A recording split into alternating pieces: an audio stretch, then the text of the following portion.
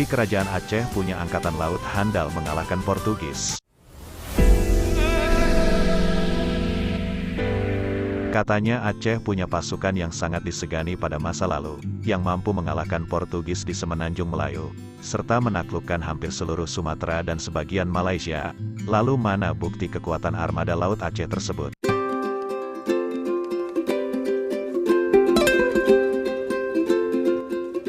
Salah satunya hikayat-hikayat klasik Aceh tempo dulu, Hikayat Malem Dagang yang ditulis ulama Aceh Tengku Cik Pante kelima.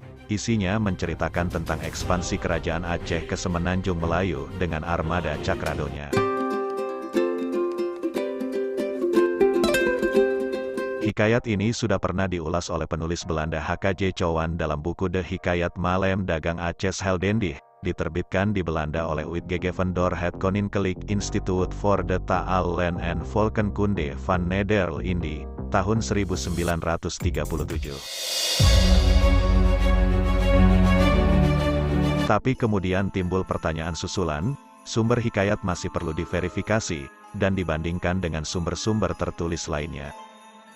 Maka untuk bangsa Aceh mereka harus tahu, tentang kehebatan armada Aceh itu, dengan berbagai referensi yang ditulis oleh orang luar, khususnya oleh para penulis barat.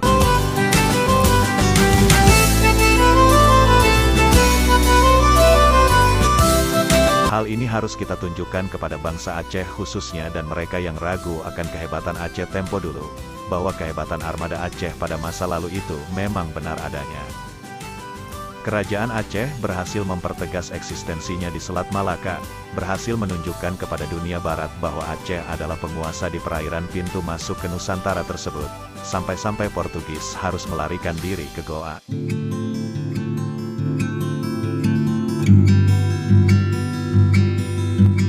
Referensi pertama yang kita gunakan adalah keterangan Rowinstead dalam bukunya A History of Malaya. Buku ini diterbitkan di London, Inggris pada tahun 1935. Pada halaman 78 ia menjelaskan bahwa pada tahun 1547 Kerajaan Aceh melakukan penyerangan pertama kali terhadap kedudukan Portugis di Malaka. Dalam penyerangan ini berhasil menenggelamkan 2 kapal Portugis yang berada di pelabuhan Malaka dan juga berhasil mendaratkan tentaranya di sana serta mengepung Portugis yang hanya bertahan di dalam bentengnya. Kerajaan Aceh mengultimatum penguasa Portugis yang berada di benteng yaitu Simão de Melo supaya menyerah kepada pihak Aceh. Referensi kedua kita gunakan adalah apa yang ditulis oleh MacGregor dalam buku A Portuguese Sea Fight Near of Singapore. JMBRAS, Vol 29 Part 3, terbit tahun 1957. Pada halaman 6 ia mengungkapkan bahwa untuk menghadapi serangan kerajaan Aceh itu, Portugis kemudian mendapatkan bantuan yang datang dari Goa, dan juga dari kerajaan Johor. Dengan demikian pasukan Aceh terpaksa mundur dan menarik diri dari Malaka. Karena kerajaan Johor telah membantu pihak Portugis, maka pada tahun 1564, Aceh menyerang kerajaan Johor dan berhasil mendudukinya. Sultan Johor terbunuh dalam penyerangan itu, dan sejumlah tawanan dari Johor diangkut ke Bandar Aceh Darussalam, ibu kota kerajaan Aceh kala itu. Untuk beberapa tahun, Johor menjadi vassal kerajaan Aceh. Tindakan Aceh menyerang dan menguasai kerajaan Johor di Semenanjung Melayu itu dilakukan sebagai persiapan untuk menyerang kembali Portugis di Malaka. Sultan Aceh menguasai Johor agar kerajaan itu tidak memiliki dan berkesempatan untuk membantu Portugis seperti pada penyerangan tahun 1547. Sementara itu Portugis memperbesar kekuatannya di Malaka dan mengatur persiapan untuk menyerang balas kota Bandar Aceh. Don Antonio de Noronda, penguasa Portugis yang baru untuk Malaka, dalam tahun 1564, telah memperoleh informasi tentang kerajaan Aceh yang telah membentuk suatu persekutuan dengan beberapa kerajaan Islam untuk menentang Portugis. Kerajaan Aceh kemudian menyusun langkah-langkah untuk mengusir Portugis di kawasan Selat Malaka, salah satunya dengan memperkuat angkatan perang terutama armada lautnya. Hal ini dilakukan di bawah kuasa Sultan Alauddin Riayat Shah Al-Kahar, tahun 1537 sampai tahun 1571. Untuk tujuan ini, salah satu cara yang ditempuh adalah menjalin hubungan dengan kerajaan Islam terkemuka pada waktu itu, yaitu Turki Utsmani, dengan harapan kerajaan ini akan memberi bantuan militer kepada Aceh.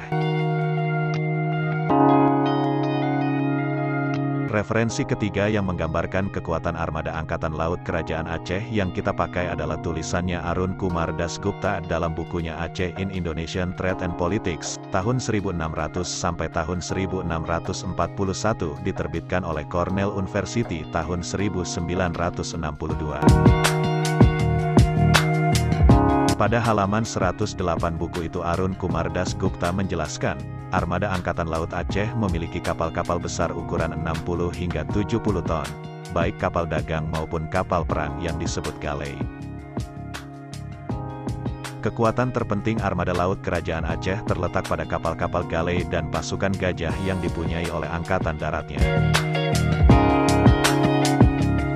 Referensi keempat kita gunakan bukunya T. Bradel, On the History of Aceh, JIAEA Vol 5, diterbitkan di Singapura pada tahun 1851. Ia mengungkapkan, Kerajaan Aceh pada saat itu memiliki lebih dari 500 buah kapal layar dan 100 buah kapal galei yang berukuran besar yang ditempatkan selain di kota Bandar Aceh Darussalam juga pada beberapa pelabuhan besar lainnya seperti Daya dan Pedir.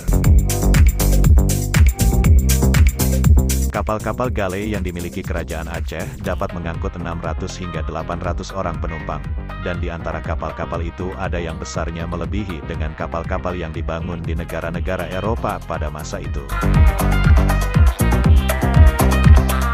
Referensi kelima ada Hayule dalam bukunya On Northern Sumatra and Especially Aceh, BKI 8, terbit tahun 1873. Pada halaman 72 ia menjelaskan, selain besarnya kapal-kapal itu juga mempunyai suatu tempat menembak di haluan depan yang dilapisi dengan kepingan-kepingan emas murni yang pada waktu itu banyak terdapat di Bandar Aceh.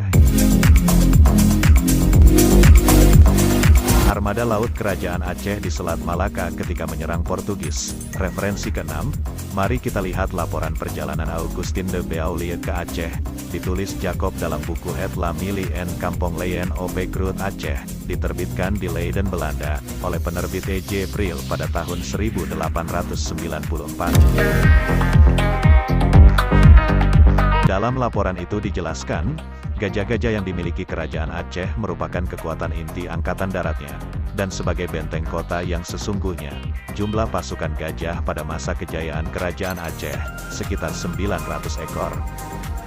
Mereka telah dilatih sedemikian rupa, sehingga tidak takut lagi dengan api ataupun suara-suara tembakan. Selain itu juga, diajarkan cara-cara penghormatan yang diadakan di halaman kediaman Sultan Aceh.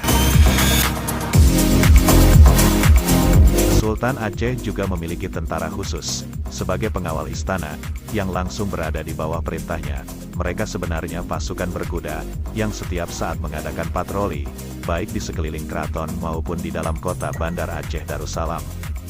Jumlah mereka sebanyak 200 orang, dengan demikian jumlah kuda yang ditungganginya juga 200 ekor.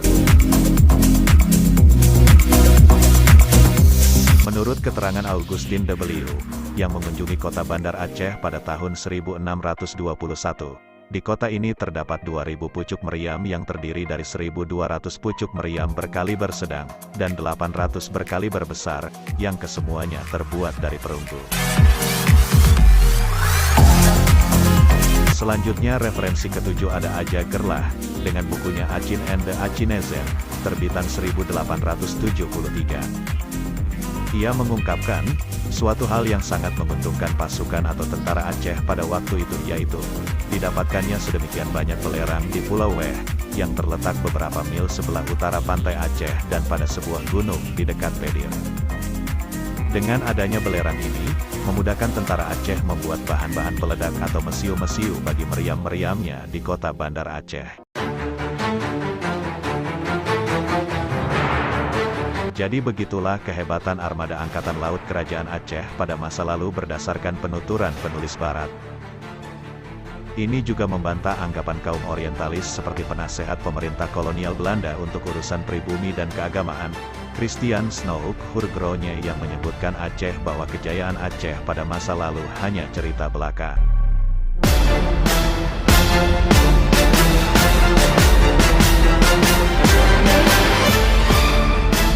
Terima kasih telah menonton channel TJ News 7.